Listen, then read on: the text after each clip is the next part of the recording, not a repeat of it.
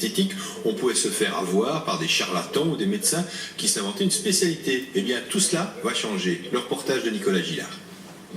Julie n'a jamais rêvé de devenir une poupée Botox, à l'image de ses jeunes prétendantes au titre de Miss Plastique. Mais quand elle pénètre dans un institut de beauté montois, elle accepte sur qu'un coup de tête quelques injections pour 900 €. Un médecin lui fait des piqûres entre le nez et les lèvres, mais dès le lendemain, Julie déchante.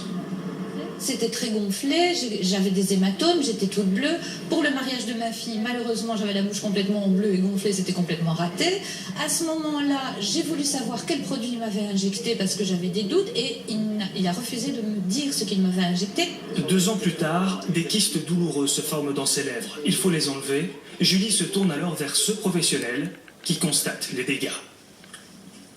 Le médecin qui l'a fait a employé des produits qu'il savait dangereux. Donc ce médecin n'a sûrement pas eu la formation nécessaire et compétente pour poser la... Et la deuxième dérive, c'est qu'il a fait dans un cabinet d'une esthéticienne.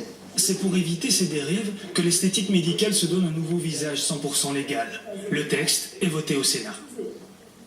On avait avec nous des médecins qui voulaient vraiment, je dirais, faire la peau, c'est le cas de le dire, la peau à la dérive commerciale que connaît aujourd'hui la médecine esthétique. Les charlatans ne pourront plus, sous couvert de faire des actes de médecine et de chirurgie esthétique, vous détraquer complètement.